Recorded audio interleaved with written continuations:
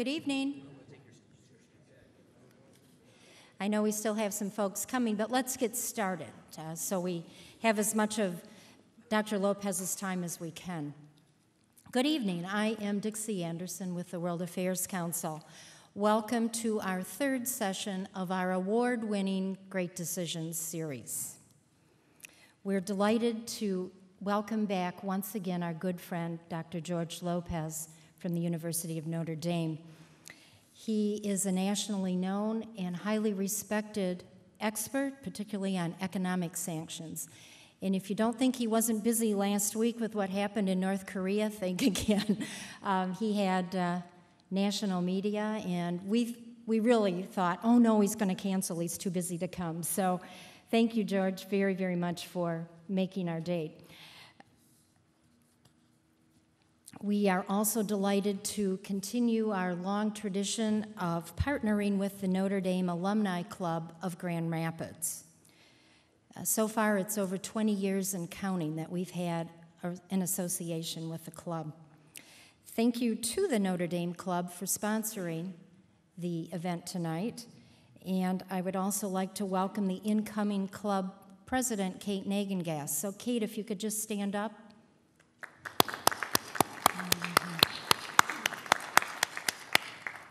We'd also like to thank Michigan Radio, our media sponsor.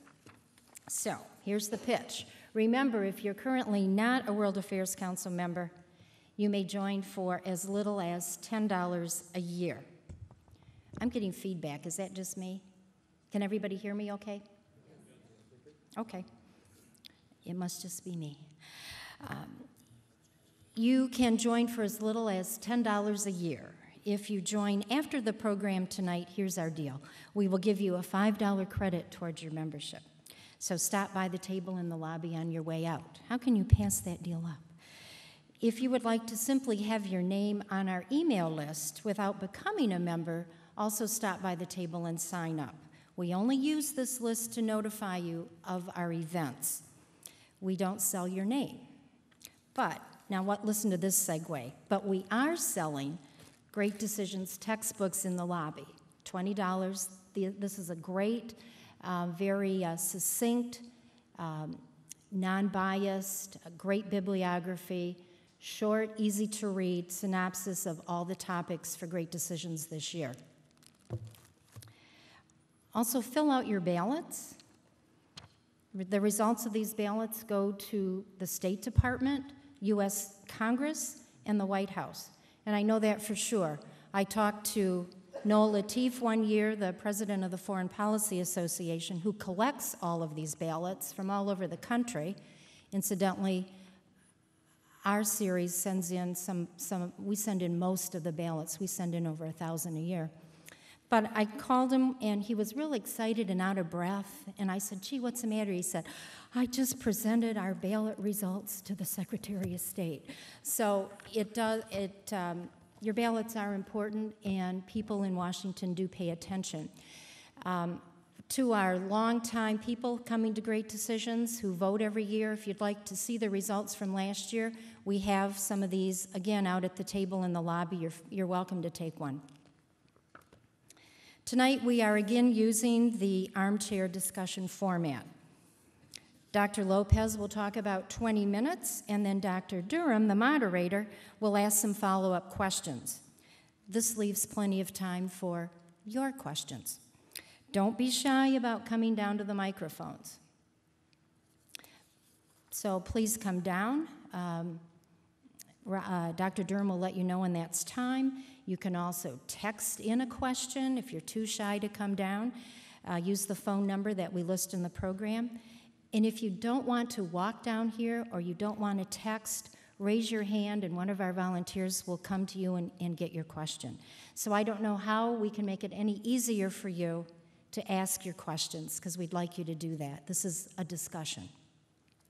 Our moderator tonight is Dr. Roger Durham, who is the chair of the Poli-Sci department here at Aquinas and a longtime professor teaching Great Decisions, over 15 years. Please join me in welcoming Dr. Lopez for his presentation, Global Intervention and the Responsibility to Protect Dr. Lopez. Thank you. Thanks so much. Thanks so much. Well, thank you, Dixie, and thank you, Roger, and others, Notre Dame Club and the World Affairs Council, for bringing me back. I seem to be able to get here every 18 months. I love that. It's only a short trek up the road.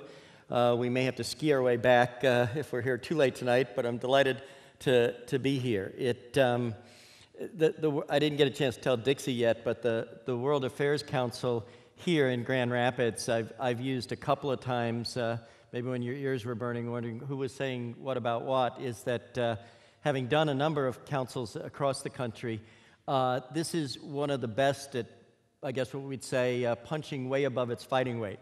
That is, if you look at the number of folks who come to events and are members of the council, and that pitch that we heard Dixie talk about, people are giving you a half-price discount even when you walk in the door. She has a certain kind of salespersonship that I think is kind of interesting. But I've been to World Affairs Councils in San Diego, Cleveland, various other places that are demonstrably larger than this good town, and they get about maybe the size of this audience when they exceed you by a couple of 100,000 in number. So it's always a great audience here. This is a controversial topic tonight. Go after me. Roger certainly will. Roger and I have had some good times before together about topics like this, and so I'm happy to offer a number of ideas. I'm particularly happy because, not to name drop very much, but Tom Weiss and I your author for the section tonight, we go way back, and we go, in fact, back as far as Thursday, because we spent Thursday and Friday together at the United Nations with a group of experts on topics like this, and getting some information that was not very pretty about what's going on in Syria and elsewhere. And I told Tom that I wasn't going to defend each and everything he said, but that often flashing on the screen would be his cell phone number, his home number, and other kinds of things in case there were questions that I just couldn't answer. But I must have forgotten that home number, so check back with me later on that. Let me begin by saying this question of humanitarian intervention has always been so substantial in U.S. history, both during the times of tension, whether it be decisions to go into World War I, World War II, the things we discovered after World War II with the liberation of the terrible concentration camps, who knew what, when, and how, and why didn't they do something. I was a great fan in the 70s and 80s of a number of Latin American analysts, and one of them, a great Argentinian journalist, Jacobo Timmerman, who was victimized by the military regime there in the 70s, who in the 1980s wrote an interesting column in the New York Times where he asked the question, the kinds of questions that were being asked in Eastern Europe and in Germany in 1945 to 47 are being asked here in Argentina in the mid-80s. Why was it that people who knew did nothing? How was it possible that country people who were your cousins and classmates in high school systematically tortured your sister and your cousin? This tension about humanitarian intervention, particularly when we see not just imprisonment, incarceration, and violations of human rights, but when we see virtual extermination and the bombing of civilian areas from the air for areas that can't protect themselves, whether it be Darfur or in this case now, today, Syria. These kinds of things tug at not only our hearts, but our greatest political quandaries. Under what conditions are we our brothers and sisters' keeper? Particularly in a place like the United States, with a great passion for protection of the innocent. On the one hand, all our instincts are to help, and on the other, we're a country of finite resources. You can't go becoming the world's policeman each and everywhere. Sometimes the global community as a whole would like to step up, but as many people often say, if the global community wants to step up, it needs the United States to be in the lead, either morally, technically, militarily, or all of the above.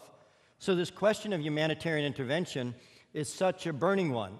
And whether it be in the 1990s, what should we do in Bosnia or Kosovo, what to do in Darfur, what to do in Rwanda, the track record of the international community isn't something to be very proud of, because we continue to ask one another, how is it possible that this happened and people did nothing? And at the same time, when we do things, we understand not only the military difficulties, but the question of should young Americans be spilling their blood in countries that most Americans weren't sure they knew about 2 weeks before those Americans entered that fray? Should we expend our resources in that direction? All of these tensions are at work. So I think the chapter that Tom has written on humanitarian intervention is a really great one in terms of being able to raise questions for us about not just the notion of what are the costs and benefits of intervention, or as he concludes the chapter with the 5 principles that you might want to think about if you're on that newly created Atrocities Prevention Board that President Obama has created.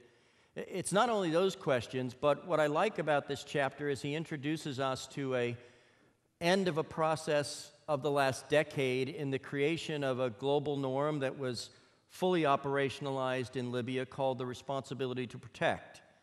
That norm, of course, is often like other norms. It's only as powerful as people's willingness to act from its basis and see a project through to its conclusion. We have an interesting contrast in the period 2011, of course, till now. The Security Council and the global community decided, as Gaddafi was prepared to send large armored divisions into his city of Benghazi, where the rebels and over 70,000 residents were holed up, that he was going to crush these cockroaches. The Security Council decided that no, we have an opportunity here to protect innocent civilians, and they authorized a NATO no-fly zone, and they authorized a full-scale concentration of a variety of techniques. We can talk in the Q&A and talk as the evening goes on whether or not NATO in that instance exceeded its mandate, and that creates some difficulties for where we are now in Syria. But as the Libya operation began to close, the Syria one, of course, was fully ablaze. And the same principles that moved the international community to action in Libya seemed to deadlock between China and Russia and a number of other states on the one hand that said, no, we don't want another Libya, and the United States, Western European, and other countries that said, we still have the responsibility to protect. And we certainly know that the Syrian situation really pushes this to its ultimate debate. How are we to look at this, and how are we to understand what presses a norm to be in operation at one point in time for one crisis and yet stifled at another? Is it simply big power politics, or are there other things that operate? I want to go and challenge a little bit of what Tom Weiss has said, and at the same time extol some other parts of it. I want to share with you my understanding in working with the Security Council over the last couple of years on these and other issues, and particularly the use of economic sanctions as a first step in trying to make an impact on killer regimes and what they can do, what the utility of that is, and then ultimately pose another sort of maybe way forward, as the politicians call it, in thinking about how we can protect civilians, maybe just short of the notion of full-scale intervention. So let me begin with the notion of where Tom Weiss brings us, and that is that we have a new norm developing in the international system which swings the pendulum very much in favor of humanitarian intervention. It's the responsibility to protect, in which, as he says, sovereignty, that thing that we were all taught in grade school and high school and college, sovereignty, the great defining characteristic of the international order, where the king, the prime minister, the president, what they say goes in their territory, that the notion of that is now changed over the last 30 years. It's changed in the direction in which, yes, the sovereign can be the ruler in their own boundaries, but only up to a point. You're not permitted to so destroy the social fabric, to kill the innocent, or to develop new ideologies and mechanisms by which people are imprisoned in large number, driven out of their homes as refugees, entire societies pitted one against the other in massive slaughter. That sovereignty is conditional. That the rest of the international community, the rest of the club of sovereigns, when faced with that kind of butcher leadership, has the right to not only call that party to cease and desist, but now not has a chance to, but responsibility to protect says has an obligation to find a way to stop the sovereign from behaving that way to their own population. That dynamic, that sovereignty is conditional, that the international community doesn't have to tiptoe to question the actions of the sovereign when they're killing in their own borders, but rather the obligation to take actions to stifle that killing, that's a completely new norm and concept. It's certainly not the norm that existed in the 1940s in parallel with World War II. It's not the norm that existed in periods between 1973 and 1994, where we had terrible situations of tens of thousands killed in gross violations of human rights in many capitals and many countries of the world, or when we had Rwanda or a genocide within the context of a war in the Balkans. Since the early 2000s, this norm has arisen, and we had the opportunity in the international community jump to it in February and March of 2011 to operationalize it in Libya. Whether or not one thought it was an overextended mandate by NATO to protect civilians, not just by bombing the troops on their way to Benghazi, but ultimately to help overthrow Gaddafi, is the debate that the world community had after the fact. And that led Russia and China especially to be stubborn that we're not going to so quickly invoke responsibility to protect again in Syria and have Western warplanes go and dump Assad and toss this into yet another either unfriendly regime to their interests or toss another sovereign aside as if sovereigns can easily be tossed aside. Why that disagreement between the big parties? What are the kinds of arguments that have risen against what seemed on the face of it with Libya to be a relatively triumphed protection of human rights and exercise of a decent norm to protect innocent people? Well, Tom refers to one or two things that I think are intriguing. He said that even though it looked like the victory in Libya was part of a continued growth and extension of an Arab Spring where despots were being toppled by their own people, there became a number of states in sub-Saharan Africa and the Middle East who felt very strongly that this was not responsibility to protect, but what he called redecorated colonialism. And that is, it's the European powers and the West, the United States, coming in and imposing their will on what used to be colonial holdings of the West. We can talk about whether that's accurate or not. I'll tell you what I think I've heard in the halls of the Security Council over the last 2 or 3 years that I think may be even stronger than that critique. And it's something that I think has to be taken seriously, even if, as in my case or Tom Wies's or yours, possibly you don't agree with it. But just because you don't agree with it doesn't mean that it's not stated as a serious challenge to the norm. The first, I think, is a challenge that's been posed by Brazil that says that responsibility to protect is actually not sufficient. What happens is that you big outside powers come in, you change the sovereign as you did in Libya, and then you say, well, we don't want to have big imperial footprints like we did in the old colonial days, so we're going to get in and get out.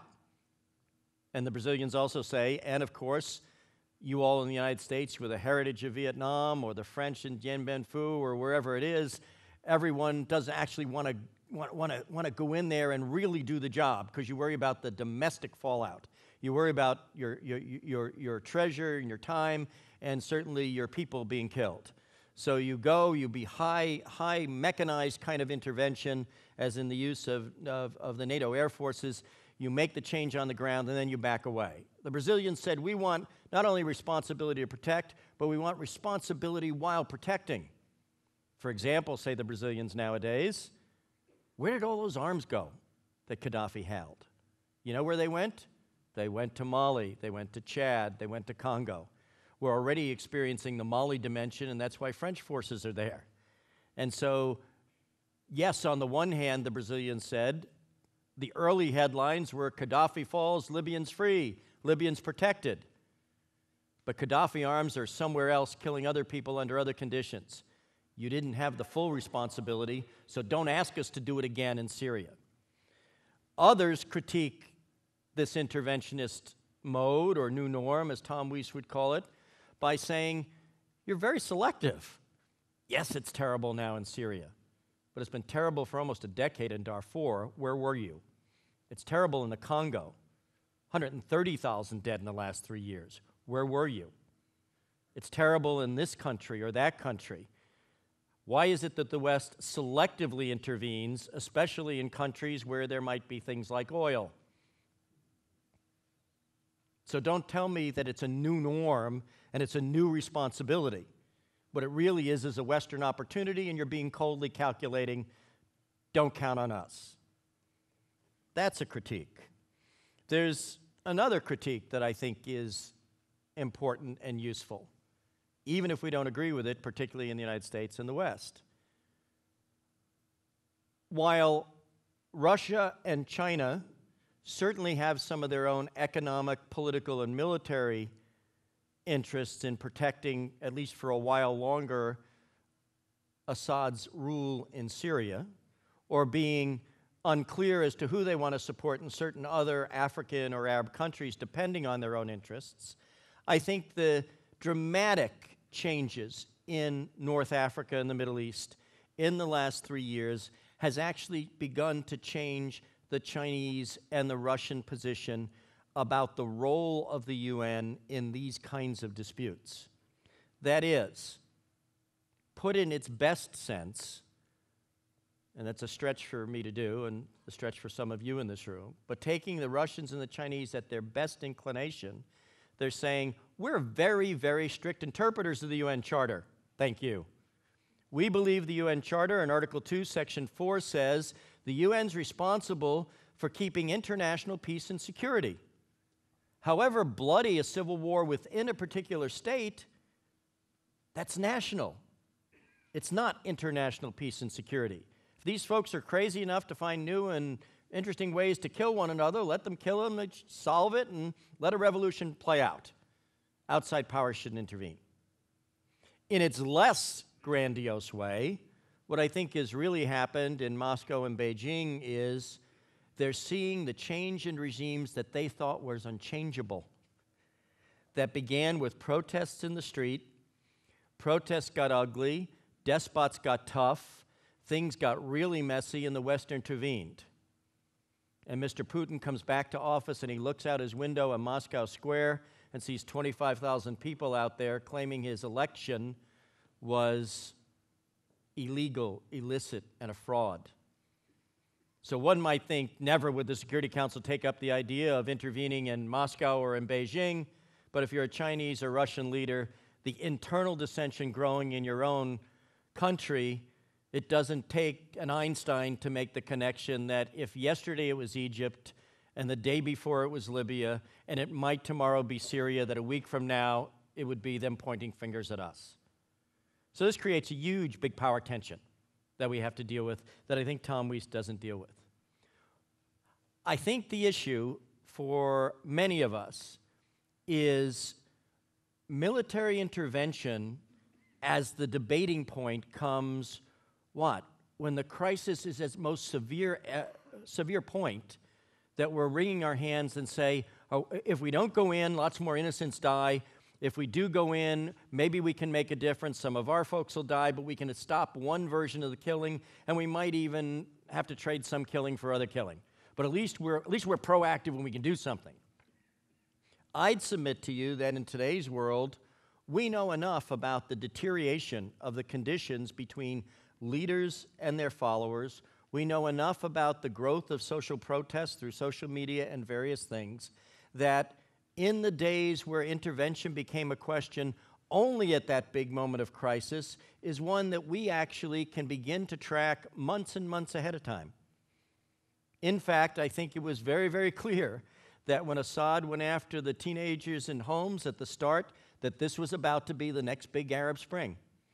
And the question then becomes, can aware and powerful nations, alliances, and places at the UN Security Council begin to think about effective measures short of military force, earlier down in the cycle of internal violence, where you begin to change the choices and the capabilities of despots who, when things get rough, you know are going to go and kill their own people. Rather than worrying about military intervention at the apex of the crisis, where there's only two choices: do nothing and watch lots die, do something and now start to participate in the dying and killing, and hope for the best, why not have the choices very, very different? It's a little bit like preventive health care, okay?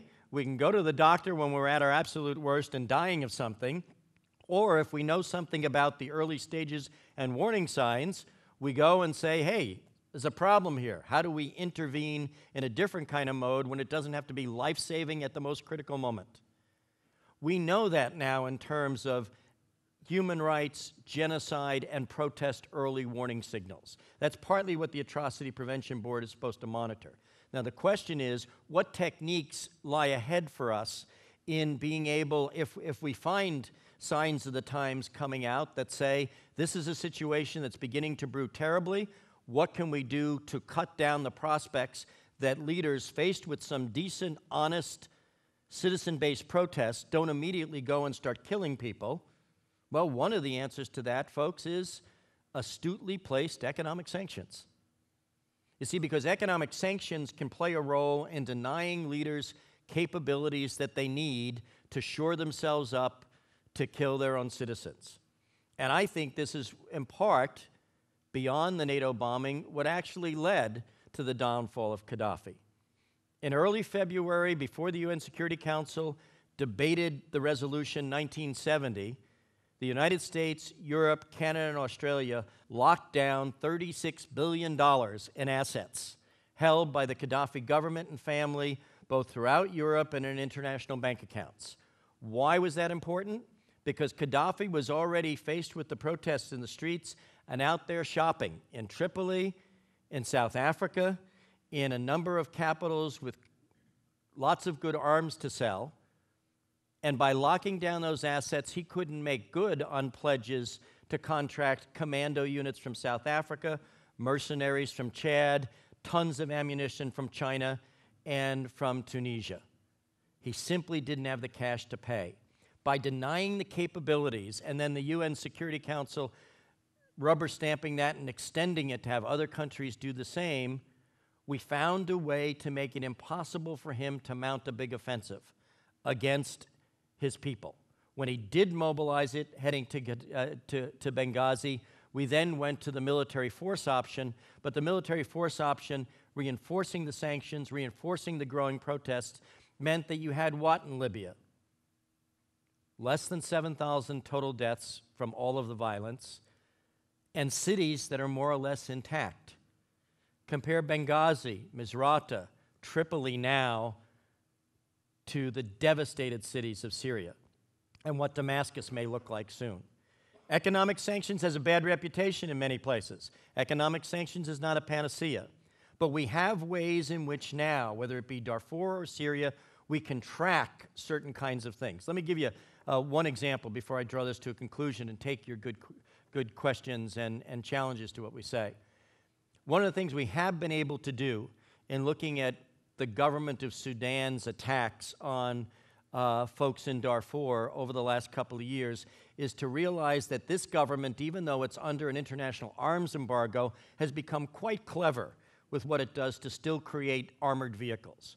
One of the things it's been doing is importing large numbers of Range Rovers and other kinds of highly sophisticated RVs and four-wheel drive vehicles in which they bring into the capital and begin to mechanize and militarize with cannons and various other kinds of things. With the work of Human Rights Watch, Human Rights First, and other organizations, we had a ban placed on all of these vehicles coming out of a variety of suppliers in Europe and particularly in Lebanon. The government of Khartoum had ordered 240 Range Rovers, listing them as government luxury vehicles, when in fact they were going to use these as mechanized kinds of materials in order to send them to Darfur because they didn't have access to real personnel carriers and real tanks because of the arms embargo. There's ways in these kinds of things, particularly now communications technology, tracking devices on cell phones, the mechanized telecommunications equipment that a repressive government will use to shut off the communications of its citizens, one with the other. We can lock these things down in 24 hours. And those of us who are working on sanctions issues are starting to work on these kinds of tools of what we call the enabling devices of repressive regimes to do their bad business. And we think we can back this slower, further down the cycle so that the big military intervention isn't the hand-wringing question, but we can do this in a step-by-step way and maybe disable the capacity of leaders to kill their own citizens. With that kind of positive approach, I think a lot of the questions that Tom raises are important. They're certainly the ones we're about to face in the Syria case, and while I'm confident about certain things like sanctions and this enabling approach, I'll leave you with one really bad set of bad news that kick off the discussion. As much as the U.S. debates and the international community is deadlocked on Syria, within the next 6 months, there's going to be a major international intervention on Syria. And that's because the conditions are going to give us no choice.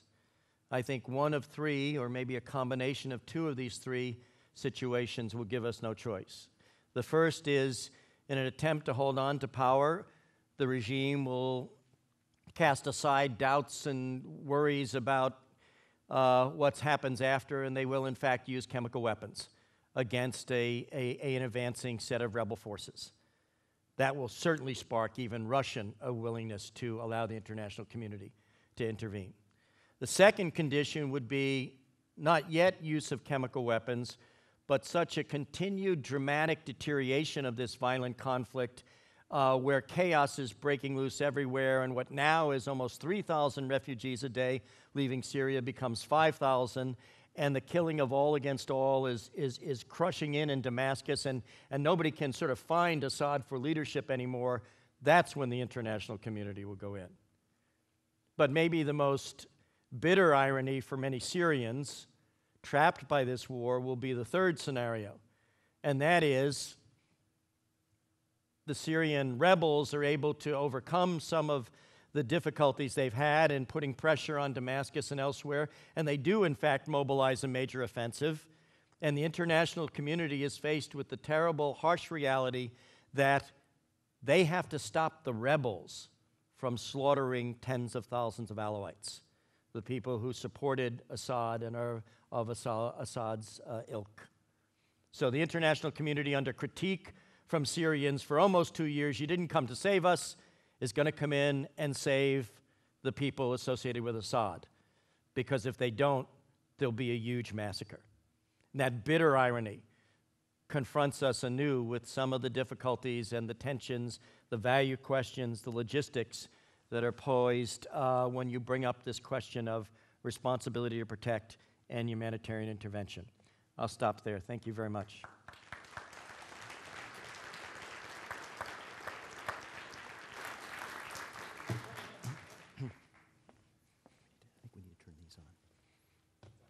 He's on. Well, thank you very much, Professor. And let me welcome you back to Aquinas College. Thank you. As you all know, he's very compassionate and passionate about these issues. And I will tell you that over the last few years, I have learned much from this gentleman, and I certainly appreciate your insight. But we're going to start maybe at the very broadest question. There's an international legal foundation for R2P, including laws about crimes against humanity and genocide. Yeah. Can you just give us a list of those laws and how effective they've been? Yeah. R2P, as you remember from the reading, was developed not just to protect human rights. In fact, the founders were very, very clear that their focus was on mass atrocities. That is, the worst of the worst violations, in part so that there wouldn't be much international disagreement about the norm. So, what are the criteria? We know what genocide is. It's the killing of a group of people for simply the shared characteristic they have, their race, their religion, their ethnic type. Just below genocide came to us in the 90s this terrible new reality called ethnic cleansing, which is an attempt within a society to select out groups of people, displace them, kill them, imprison them, and, as we learned in Bosnia, rape and desecrate them. Mass atrocities, meaning political killings, sectarian-motivated killings. These kinds of internationally established crimes are what R2P was meant to correct. So it really places a kind of burden of evidence on those who are going to make the case for humanitarian intervention. You've got to prove that this is going on.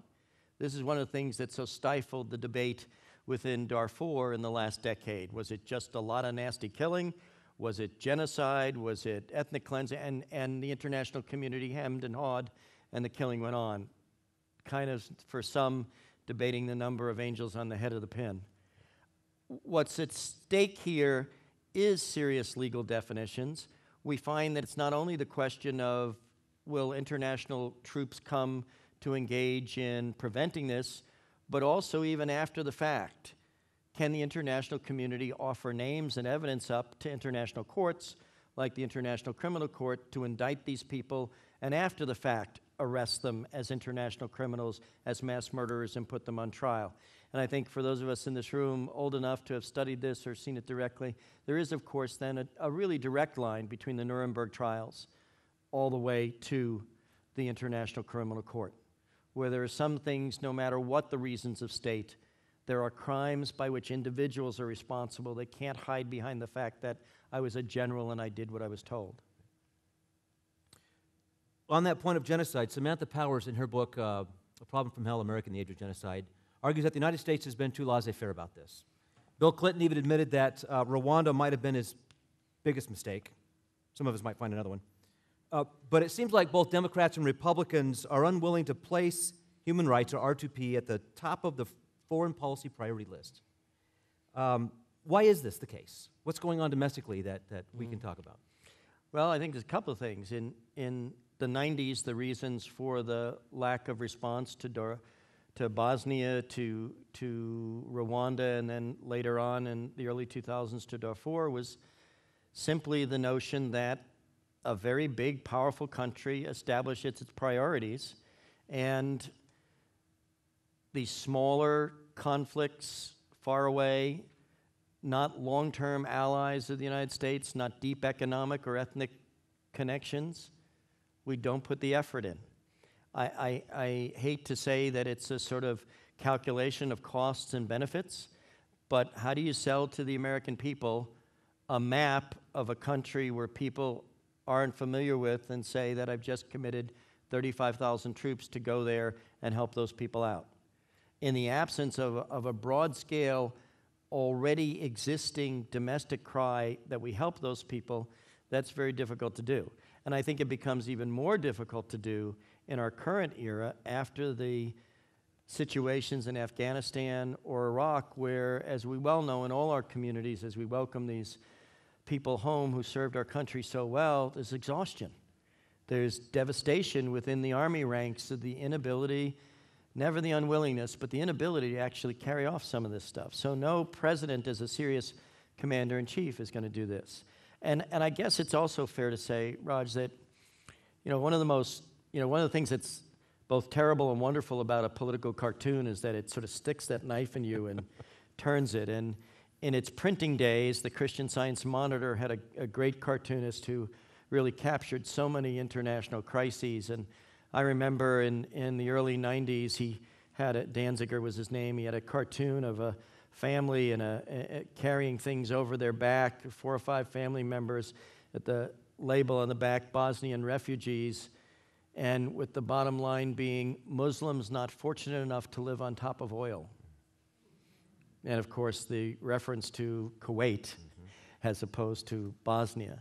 And I think that's in there as well. How do you make a case for this being an intervention that will protect American interests? And I'm not sure we could ever make the case that we ought to intervene out of goodwill or moral persuasion or any number of things in all these other places.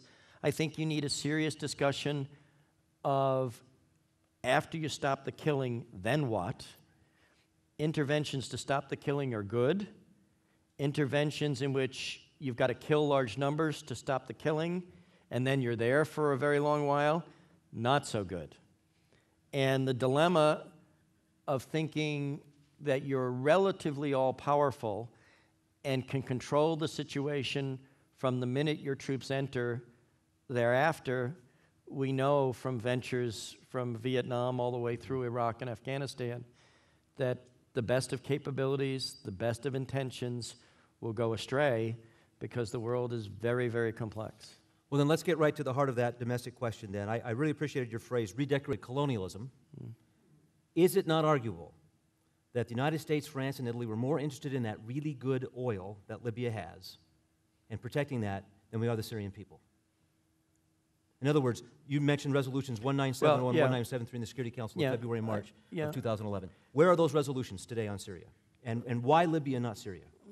I think why Libya and not Syria is the broad concern about the economic, the lack of support for Gaddafi among almost any leaders, and the absolute clarity that those forces were going to Benghazi to commit an immediate slaughter. And I think that you've never, well, I don't want to say you've never, but in recent memory, you never had such a clear military opportunity to wipe out an entire strike force and change dramatically the events on the ground as you did in Benghazi. I thought in about May of April earlier this year, excuse me, not this year, last year, in 2012, that if we were going to change the calculus in Syria, the ability to strike at those tank divisions going on the outskirts of homes and pounding homes, I don't know whether it was going to be 15 Turkish planes, a bunch of unidentifiable drones, or whatever it was going to be, but that if you were able to hit those tanks then, even without a Security Council resolution, you would have begun to change the sense of invulnerability the Syrian military had.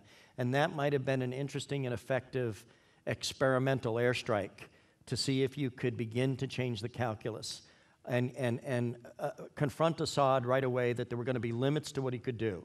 You weren't going to have the full-scale Libyan intervention, but you were going to have controlled effects in Syria. Why Libya? Nobody loved Gaddafi.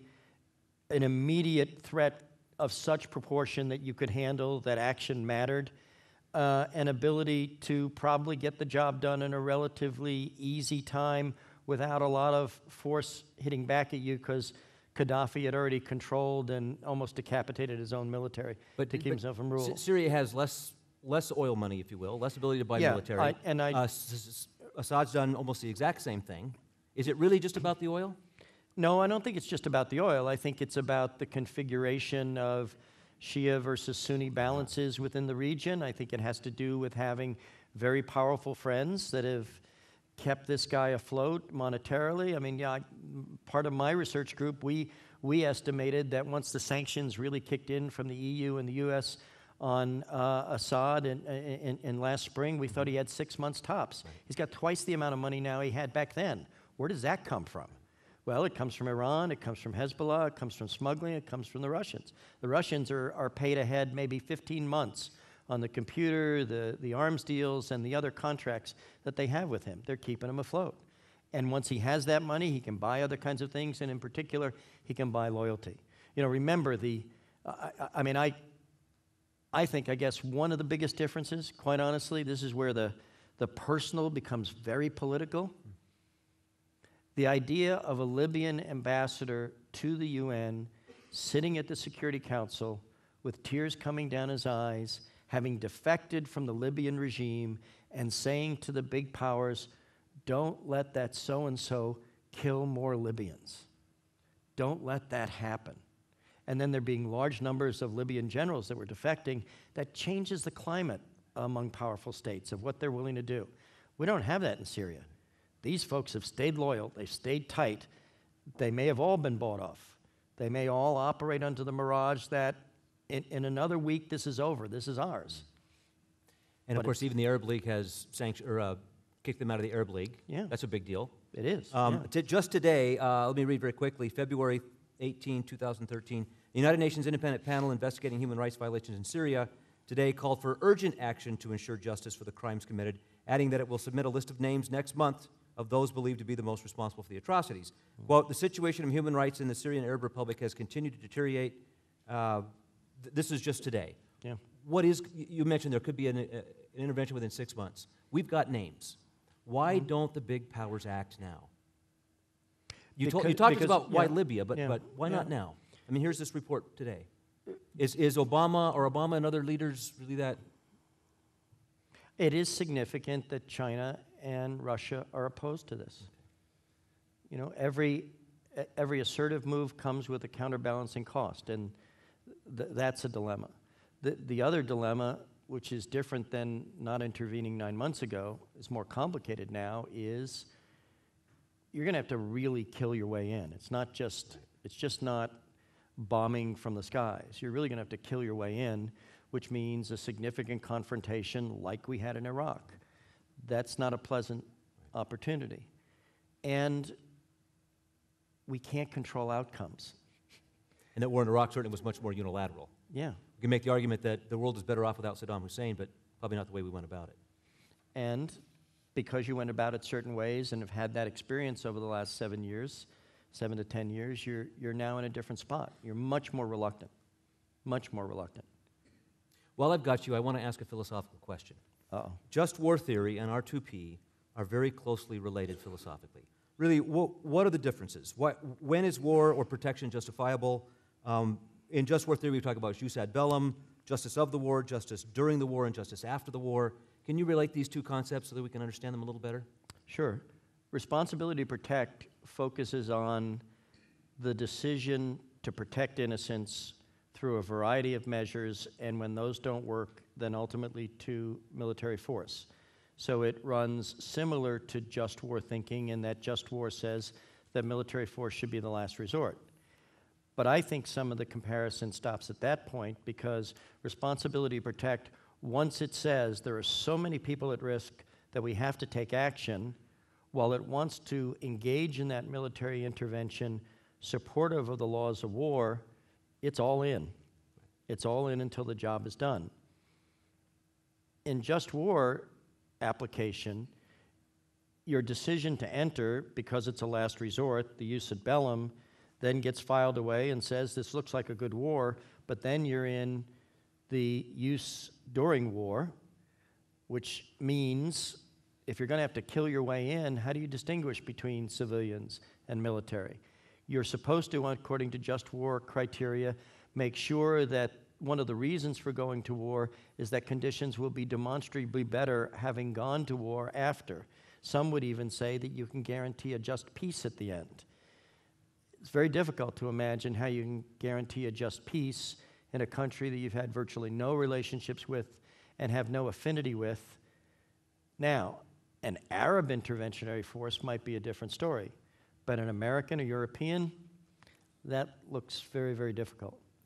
Do war crimes tribunals contribute to the just peace after? You mentioned Nuremberg and, of course, the tie to the International Criminal Court. Yeah, they're the ultimate consolation after terrible sets of killings that we now can hold people responsible. It will always be accused of being victor's justice. It will always be accused of being selective. But at the same time, if it were totally absent, then we stand for no justice whatsoever.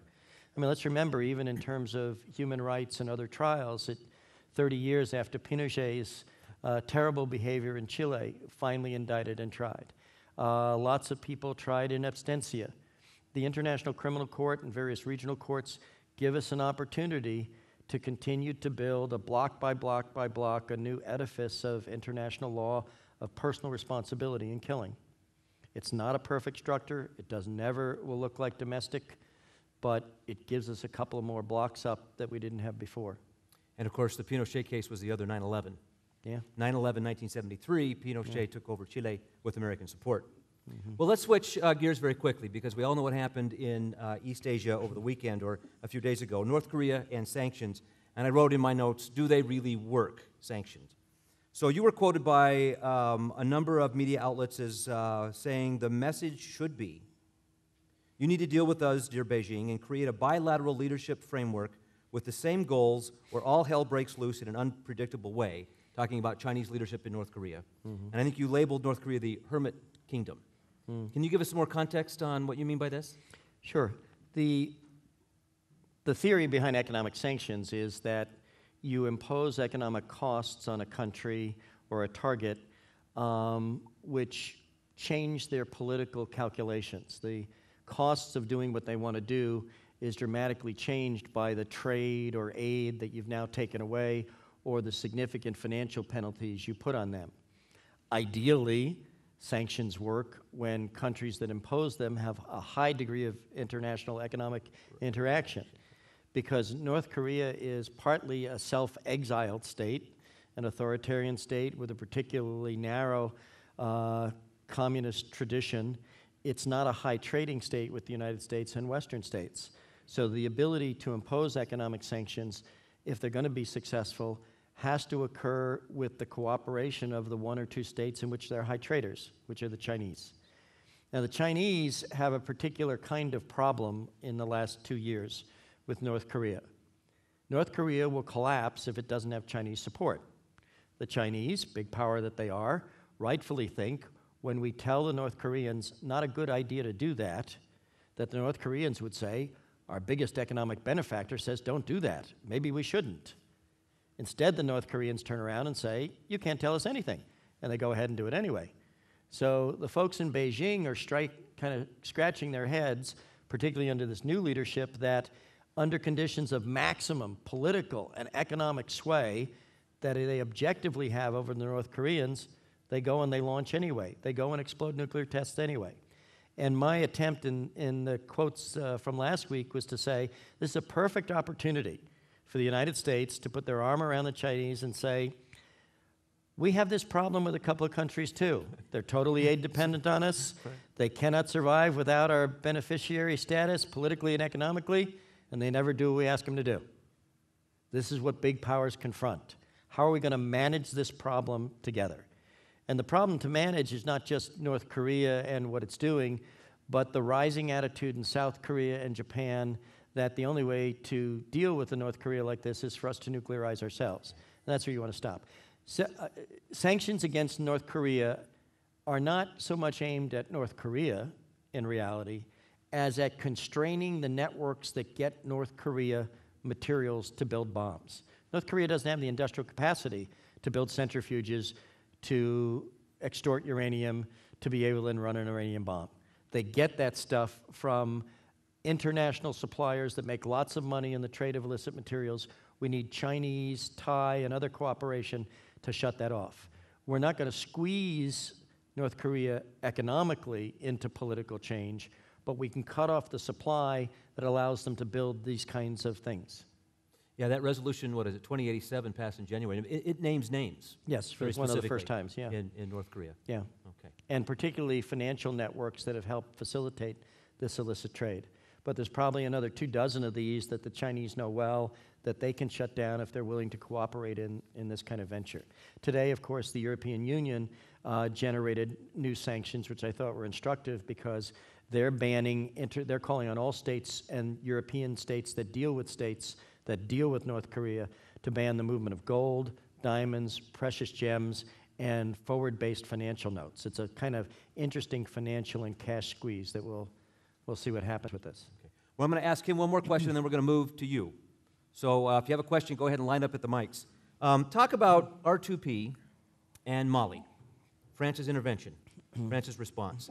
And I guess I'd like you to put this in the context of multilateral and unilateral responses and the effectiveness therein. Yeah. I think it's instructive about the bruises that the West has taken and NATO countries have taken about the overstepping of NATO's mandate in toppling Gaddafi in Libya, that the French intervention was rather muted with regard to R2P language.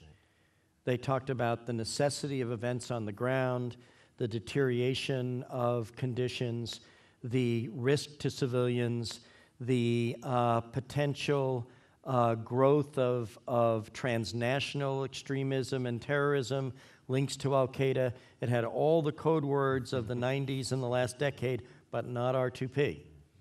At best, in terms of an advanced ethic, it's the protection of civilians, POC. And the POC network is an important one in UN past, in the Congo and other things, but the French were very, very reluctant to use this. So I think that's instructive that Despite Tom Weiss's concerns that the global community is not jumping up to the norm is only a norm if people continue to follow it. If I may, international law and organizations are only as effective as strong states want them to be. Yeah? Yep. Yeah. Yes, sir. Looking at a lot of the current conflicts, we had Bosnia, that was an ethnic conflict. We had a very strong leader prior, we had Tito. We have had strong leaders, even with Saddam Hussein, that was able to keep ethnic violence and ethnic cleansing at a minimum. Once those leaders are gone, either by U.S. intervention or others, there seems to be a revival of the, I guess, within the two communities, the two ethnic communities within a country. Bosnia had it with Serbs, Iraq and Iran, you have it with the Shia and the Shiites. When the U.S. comes in, or a strong power, we're there forever because of these animosities that have been going on for generations, hundreds of years. How do we then go in and stop this violence against humanity when we're going to be there for the next, as far into the future as we can see, because what's been going on with this strong leader is able to suppress that. And again, I'll use Yugoslavia and even Saddam Hussein, that was able to suppress a lot of the internal violence that we saw once those leaders were gone. Thank you. Do you want to do them one by one, or do you want to take a couple? Or? Okay. This is why any intervention, in my mind, needs to be UN or regionally organizational backed. First, because it ought to include in its troops and its technical and other advisors that come in after the troops as many people close to the ethnicities, religions, and other cultural dynamics that operate there. Because unless you can talk the language and walk the walk, you're immediately discounted as having no sense of the historical grievances and the like. So you lose at first base right away. The second thing you need is you can't have one particular outside country being responsible for essentially replacing the repressive leader, okay? A multilateral framework may give the sense among the population that it's not just one country now trying to replace the leader, but this is the global community that seems to have a vested interest in our future. What does that mean? But thirdly, and most critically and most difficulty is, in these societies that have been run by dictators, there's been no rule of law. There's been no emergence of a lawyer court class. The police have been used as an arm of the state to benefit from the rule of the despot. So there's no such thing as adequate policing. And so when we talk about the post-violence period or the post-intervention period, you're talking about a full society makeover where the intervening force has to have a way to engage the population and say, look, we're not going to pretend there aren't animosities and there aren't conflicts, but we'd like to move that to the ballot box and get it out of the barrel of a gun, because it's in no one's interest, yours or ours, for you folks to find new and different ways to kill one another. That's not the way we do politics in the modern world. That's a very, one would say, ideological-driven message coming from the occupier, not shared. You may certainly know it, that there was a great joke that circulated. It's a terrible joke, of course, but one that circulated in the mid-'90s, in that a group of UN troops come up in a very hostile zone between the Serbs and the Bosnians, and they're breaking up a fight. And they have guys who speak Arabic. They can speak to the Muslims. They speak French. They can speak to the Muslims. They even speak Bosnian dialects, but they don't have anybody who speaks Serbian. And some of the Bosnians speak Serbian, so they communicate back and forth, The UN troops are trying to broker a peace here, and then finally the Bosnian Muslim looks at the troop and walks away. The guy says, wait a minute, what's the problem? He said, the problem is the Serbs say when you find UN troops who can speak Serbian, then we'll talk to them. That's the problem. The international community doesn't understand who we are or what we are, otherwise they'd speak Serbian. And that's a real cultural dilemma that's at the heart of some of this, along with rule of law. So what I hear you saying is that internal state building is a very difficult and not necessarily a desirable objective from the outside. It's a multi-decade phenomenon, even if it can be run effectively from the inside. And to run it from an outside in a culturally sensitive, rule of law effective way is going to demand a commitment of hundreds of thousands of people, millions of dollars, and a 20 to 30-year strategy.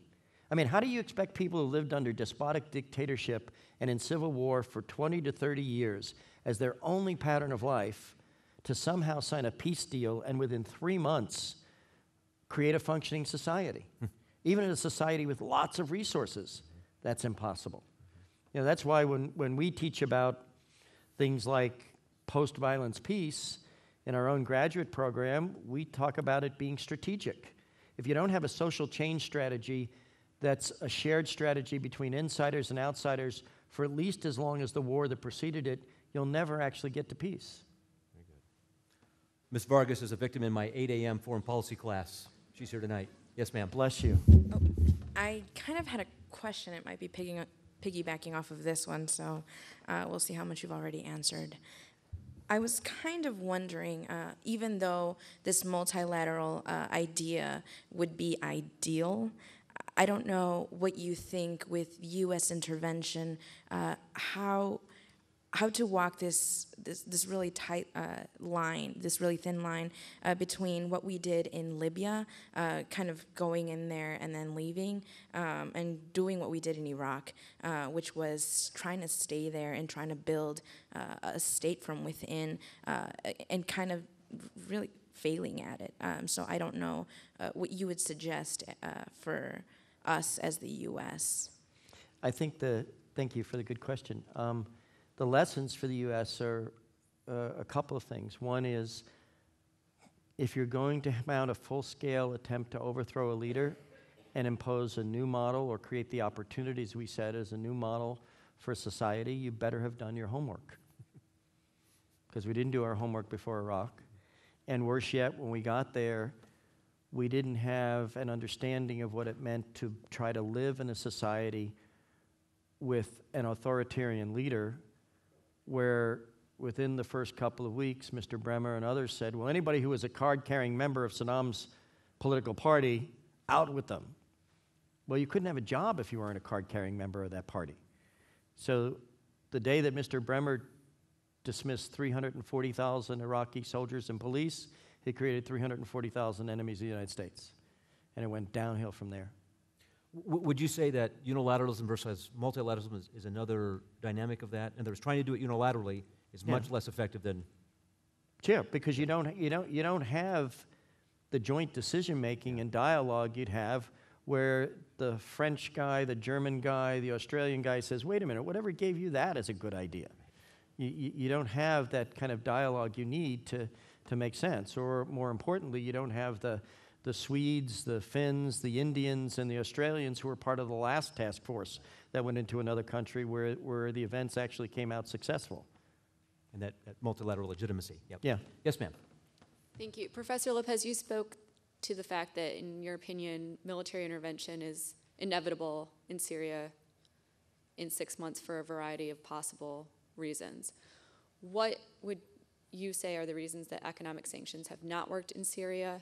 What do we do when we have what seem to be intractable countries like Russia and China on the Security Council? Because their own self-fear, Russia and China's, is probably not going to dissipate as we go forward. And there's other countries and despots like Assad and Syria. Yeah, thank you.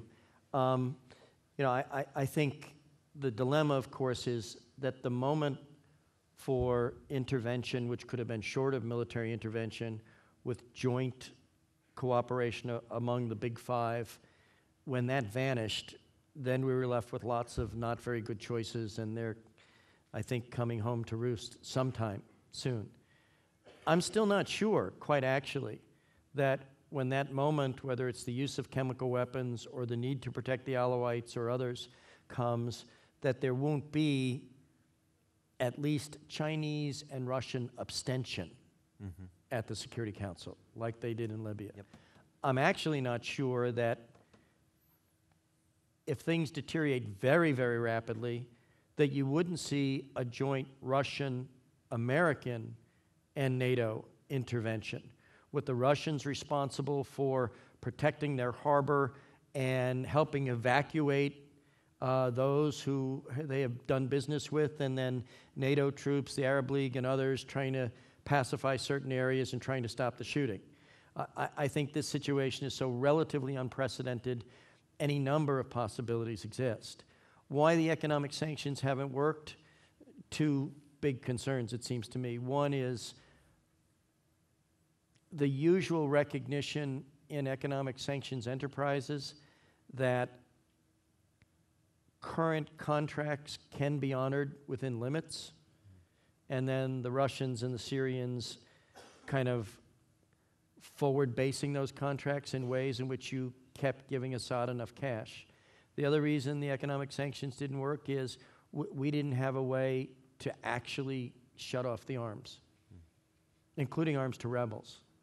You know, the European Union debated deep and long today what to do with rebels in Syria and whether they're going to permit more arms or not. And the instincts may be right, but that situation never comes out really well. You, in fact, increase rebel casualties the more you arm the rebels when there's this kind of differential in firepower. Thanks for your question. Yes, sir.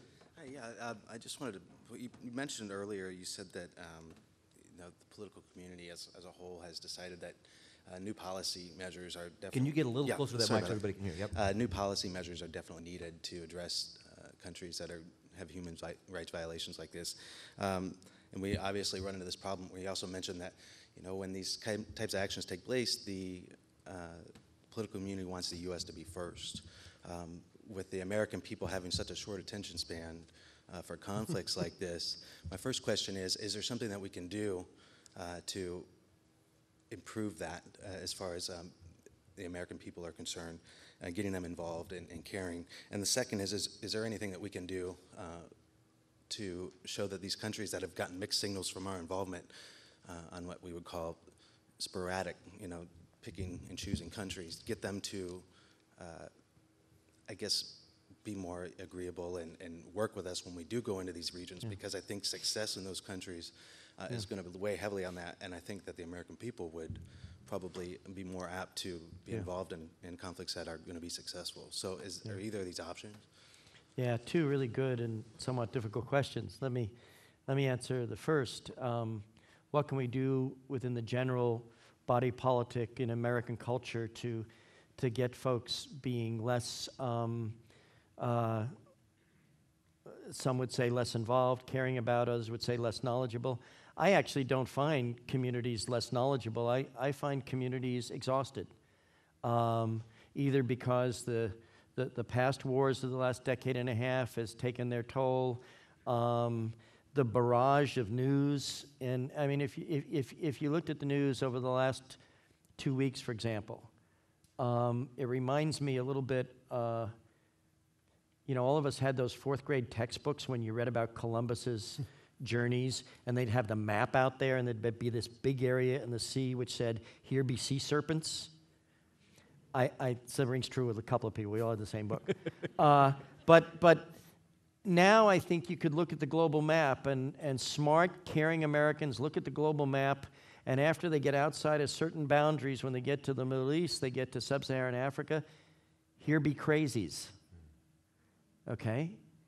The fact that bombings in Pakistan, bombings in Iraq, back and forth, the Syrian situation, a nuclear test in North Korea, Islamic fundamentalists in Mali, French intervention in Mali, and it goes on and on. People just say, maybe we should just let them all kill one another. And it's not like they're not people with values. It's not like they're not knowledgeable, but the complexity of that and the depth and diversity of that really is paralyzing to people. And I think when you feel that, that's why events like this are so critical. because we have to sort of deconstruct what's going on, and not everywhere is the same. And we can't solve every problem, but there's some that may be more amenable than others. There's some that may be more important to solve given the level of threat than the others.